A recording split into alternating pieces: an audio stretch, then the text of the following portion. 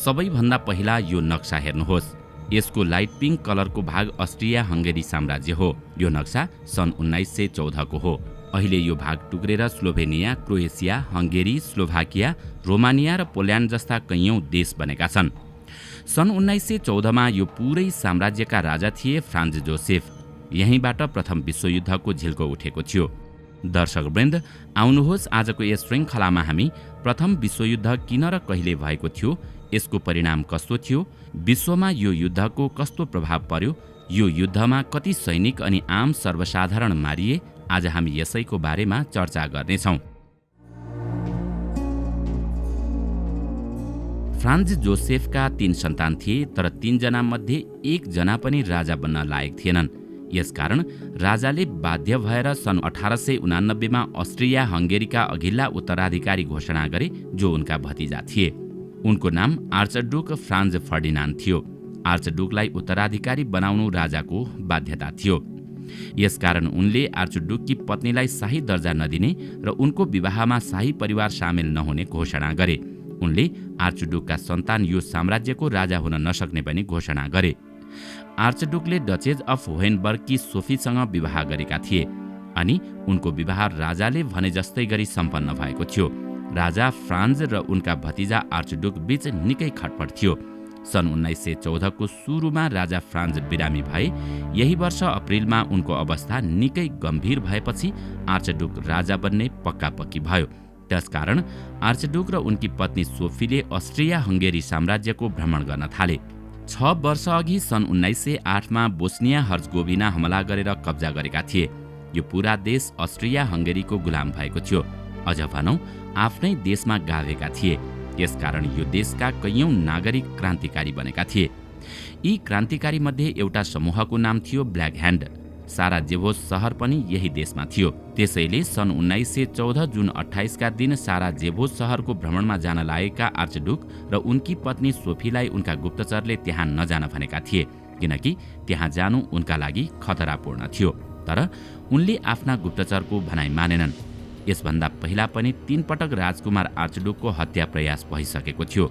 यदि त्यो समय आर्चड्युकले उनका गुप्तचरको भनाइ मात्रै मानेका भए यो दुनियाँ आजको जस्तो हुने थिएन। तर आर्चड्युक आफ्नी पत्नी सोफीलाई लिएर साराजेभो सहर पुगे। जब राजकुमार आर्चड्युक साराजेभो सहर पुगे तब त्यहाँ उनलाई प्रजाहरूले स्वागत गर्न भेट जम्मा भयो। सायद राजकुमार आर्चड्युकको दिन आइपुगेको हुनुपर्छ। उनलाई उनका गुप्तचरहरूले खतराको जानकारी दिँदै पनि उनी त्यसलाई बेवास्ता गरेर साराजेभो सहर पुगेका थिए। उनको स्वागतमा उभिएको त्यो भिडमा एकजना क्रान्तिकारी पनि सामेल थिए, जसको नाम ग्र्याभिलो प्रिन्सिप थियो। प्रिन्सिपले आर्चड्युक र उनकी पत्नी सोफीलाई शाही सवारीको क्रममा गोली हानेर हत्या गरे। राजकुमार आर्चड्युकको हत्यासँगै अब यहीँबाट पहिलो विश्वयुद्धको बीजारोपण हुन पुग्यो। हुन त प्रथम विश्वयुद्ध सुरु हुने यो एउटा मात्रै कारण भने होइन, यसका अन्य कैयौं कारणहरू छन्। प्रथम विश्वयुद्ध हुनुको कारण।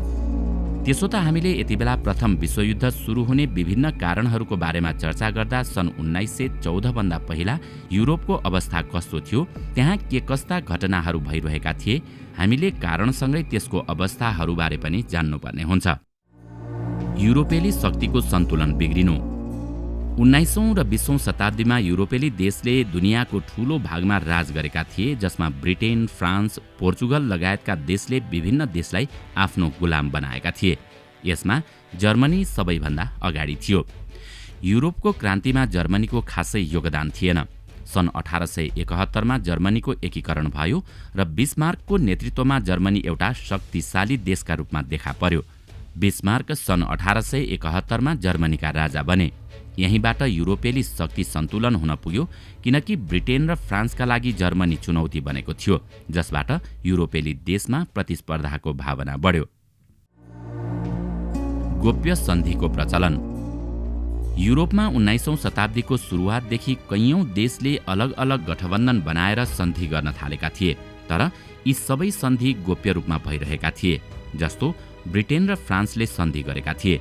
यदि कसैले फ्रान्समाथि हमला गर्यो भने ब्रिटेनले फ्रान्सलाई सघाउनेछ। यदि ब्रिटेनमाथि कसैले आक्रमण गर्यो भने फ्रान्सले बेलायतलाई सघाउनेछ। यो सन्धिका बारेमा यिनै 2 देशलाई मात्र जानकारी हुन्थ्यो। रुस र इटालीले पनि यस्तै सन्धि गरे। तेस्रो देशलाई यसको जानकारी हुँदैनथ्यो। यस्ता सन्धिको सुरुवात जर्मन शासक बिस्मार्कले गरेका थिए। पहिलो सन्धि सन् 1882 मा भएको थियो। यो triple alliance Germany, Austria Hungary र इटाली बीच भएको थियो। तीन मध्ये जुन देशमा हमला हुन्छ, बाँकी दुई देश पनि उसको मद्दतका लागि आउनेछन्। तर वास्तवमा जब युद्ध भयो तब इटालीले उनीहरूको साथ छोडेको थियो। दोस्रो सन्धि सन् 1907 मा भएको थियो। यो ट्रिपल अन्टान्ट फ्रान्स, ब्रिटेन र रुस बीच भएको थियो। सुरुमा सन् 1904 मा यो सन्धि फ्रान्स र ब्रिटेन बीच कोर्डाइल अन्टान्टकामा भएको थियो। तर सन् 1907 मा रुस पनि त्यसमा जोडिएपछि यसलाई ट्रिपल अन्टान्ट नाम दिइयो। अन्टान्ट अर्थात् मित्र यो फ्रेन्च शब्द हो। यी दुई सन्धि पछि गएर पहिलो विश्वयुद्धका कारण बनेका थिए, किनकि यिनै दुई सन्धिका कारण युरोप दुई गुटमा विभाजित भएको थियो, जो एक अर्काका कट्टर दुश्मन बनेका थिए। सैन्यकरण। त्यतिबेला युरोपका प्राय देश आधुनिक हतियार र सेना बढाउनमा लागि परेका थिए। युरोपका देश ठूला ठूला बन्दुक, ट्याङ्क, विमान र ठूलो संख्यामा सेना निर्माणमा लागेका थिए। यसमा ब्रिटेन र जर्मनी निकै अगाडि थिए। यी दुवै देशले औद्योगिक क्रान्तिको प्रयोग आफ्ना सेना बढाउनका लागि गरे। बाँकी अन्य देश हतियार खरिद बिक्रीमा लागेका थिए ताकि आफ्नो देशको विस्तार र सुरक्षा गर्न सकियोस्।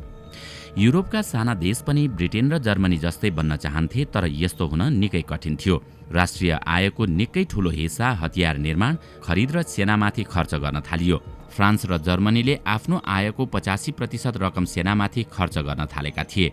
यसरी पूरा युरोप बारुदको पहाडमाथि उभिएको थियो। यसकारण सेना र हतियार पनि यो युद्धका लागि प्रमुख कारण बन्न पुग्यो। साम्राज्यवाद। त्यो समय आफ्नो साम्राज्यको विस्तारमा ब्रिटेन सबैभन्दा अगाडि थियो। त्यतिबेला संसारको 25% भूभागमा ब्रिटेनको कब्जा थियो। अन्य देशलाई गुलाम बनाएर उनीहरूलाई लुट्न ब्रिटेनको मोडल सफल भएको थियो।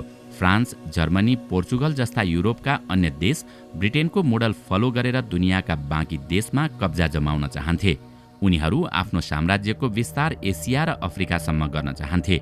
यो साम्राज्यवादी घटनालाई स्क्रैम्बल अफ अफ्रिका अर्थात् अफ्रिकाको दौड पनि भनियो। अफ्रिका कब्जा गर्न फ्रान्स, जर्मनी, हल्यान्ड, बेल्जियम लगायतका देश लागि परेका थिए। यिनीहरू बीच कसले धेरै साम्राज्य फैलाउने भन्ने होडबाजी चलेको थियो, जसका कारण युरोपका धेरै देश एक अर्काप्रति ईर्ष्या गर्न र एक अर्कालाई सिद्ध्याउने कोसिसमा लागेका थिए। औद्योगिक र व्यापारिक प्रतिस्पर्धा। दुनियाँको पहिलो औद्योगिक क्रान्ति ब्रिटेनमा भएको थियो। ब्रिटेन आफूले गुलाम बनाएका देशबाट कच्चा पदार्थ ल्याएर आफ्नो देशमा सामान बनाउँदै दुनियाँभर बेचिरहेको थियो।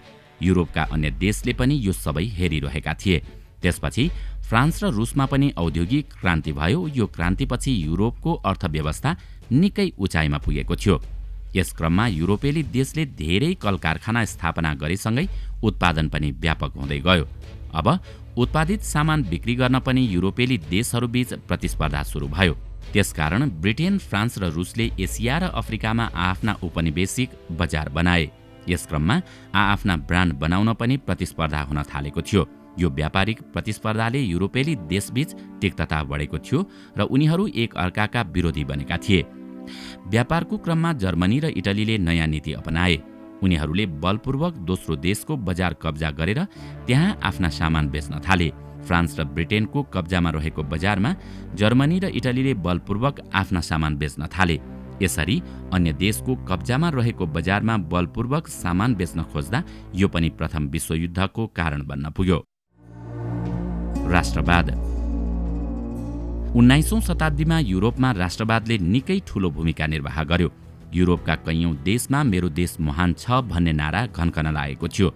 यो नाराको सुरुवात जर्मनीका शासक केसर विलियम द्वितीयले गरेका थिए। त्यसपछि फ्रान्स, ब्रिटेन, इटली लगायतका देशमा राष्ट्रवादको नारा लाग्न थालेको थियो। उनीहरूलाई के लाग्न थालेको थियो भने बिना युद्ध न त कुनै देश महान बन्न सक्छ न उन्नति नै गर्न सक्छ, अर्थात् प्रगतिका लागि युद्ध जरुरी छ। धार्मिक एकीकरण। त्यो समय युरोपका सबै देशमा धार्मिक एकीकरण समान रूपमा विकसित भयो। समान जाति, धर्म, भाषा र ऐतिहासिक परम्परा मान्ने व्यक्ति एकसाथ मिलेर बस्यो भने दुनियाँमा उनीहरूको बेग्लै पहिचान बन्छ र प्रगति गर्न सकिन्छ भन्ने सोचको विकास भएको थियो। यही सोचका कारण इटली र जर्मनी एक आपसमा बाँधिएका थिए। बाल्कन प्रदेशमा पनि यो भावनाले जरो गाडेको थियो।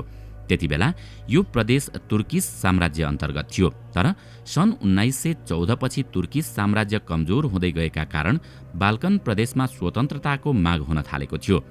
अस्ट्रिया हंगेरी प्रदेश र बाल्कन प्रदेशमा सर्ब्स जातिका मानिसको बसोबास निकै थियो। यो जाति आफ्नो अलग राज्य स्लाभिक नेसनको माग गरिरहेको थियो।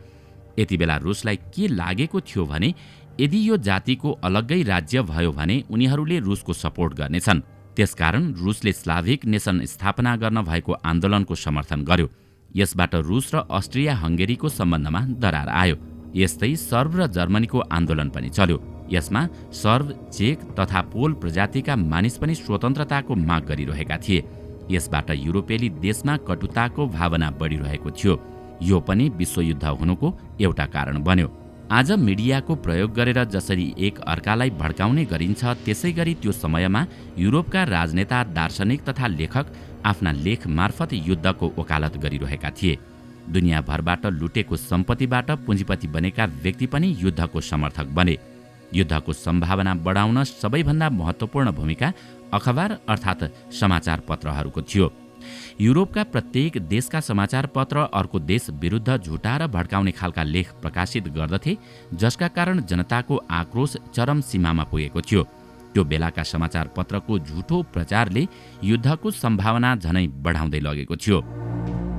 समन्वयकारी अन्तर्राष्ट्रिय संस्थाको कमी। दोस्रो विश्वयुद्धभन्दा पहिले बनेको लिग अफ नेसन जस्ता संस्था पहिलो विश्वयुद्धभन्दा अघि थिएनन्, जसले विभिन्न देशबीच सम्झौता गराएर शान्ति स्थापना गर्न सकोस्। सबै देश आफ्नो इच्छा अनुसार जे गर्न पनि स्वतन्त्र थिए। त्यसैको परिणामस्वरूप घृणा र भ्रम उत्पन्न भयो। यसले युरोपका देशमा अराजकता बढायो। केसर विलियम टूको चरित्र। बिस्मार्कले जर्मनी बनाएका थिए। उनको मृत्युपछि जर्मनीको सत्ता केसर विलियम टूको हातमा गयो। दुनियाँमा पहिलो विश्वयुद्ध फैलिनुमा जर्मन सम्राट केसर विलियम टूको चरित्र जिम्मेवार थियो, किनकि उनले जर्मनीलाई सुपर पावर बनाउने प्रयास गरे। त्यसैले उनी सेना तथा नौसेना लगातार बढाइरहेका थिए। आफ्नो नौसैनिक वर्चस्व कम गर्न ब्रिटेनले राखेको प्रस्ताव जर्मन सम्राटले अस्वीकार गरे। त्यसैले ब्रिटेनले जर्मन सम्राट केसरको बगदाद रेलवेमा प्रतिबन्ध लगायो, जसले अहिलेको जर्मनीको राजधानी बर्लिन शहरलाई अटोमन एम्पायरको बगदाद शहरसँग जोड्थ्यो। अहिले बगदाद इराकको राजधानी भएको छ। यो रुटलाई बर्लिन बगदाद रेलवे भनिन्थ्यो। यो रेल सेवा सन् 1910 मा सुरु भएको थियो। यसकारण जर्मनी र ब्रिटेन बीच सम्बन्ध बिग्रिँदै जाँदा त्यसले पछि गएर प्रथम विश्वयुद्धको रूप लिन पुग्यो। दर्शकवृन्द, आज हामीले कसरी प्रथम विश्वयुद्धको सुरुवात हुन गयो, सन् 1914 भन्दा पहिला युरोपको अवस्था कस्तो थियो, त्यहाँ के कस्ता घटनाहरू भइरहेका थिए, तिनै अवस्था र कारणहरूको बारेमा थाहा पायौं। हुन त आजको श्रृङ्खलाको सुरुवातमा हामीले अस्ट्रिया हंगेरीका राजकुमार आर्चडुकको हत्याको चर्चा गरेका थियौं। त्यसपछि बोस्निया एन्ड हर्जगोभिनाको अवस्था के भयो, अस्ट्रिया हंगेरीका राजा फ्रान्सले आफ्ना भतिजोको हत्याको बदला कसरी लिए, यसको बारेमा हामी भोलिको श्रृङ्खलामा चर्चा गर्नेछौँ। कृपया भोलिको श्रृङ्खला अवश्य नै हेर्नुहोला। यति मात्र होइन, तपाईलाई आजको यो श्रृङ्खला कस्तो लाग्यो हामीलाई कमेन्टमा अवश्य बताउनुहोला। साथै आजको श्रृङ्खला तपाईलाई राम्रो लाग्यो भने लाइक तथा सेयर गरी हाम्रो च्यानललाई सब्स्क्राइब गर्न नभुल्नुहोला र साथमा रहेको बेल आइकन पनि थिच्नुहोस्, ताकि हामीले अपलोड गर्ने नयाँ भिडियोको जानकारी सबैभन्दा पहिला तपाईलाई प्राप्त होस्। आजका लागि यति नै। अर्को भिडियोमा अझै रोचक तथ्य लिएर आउने नै छौँ। तबसम्मका लागि बिदा दिनुहोस्। नमस्कार।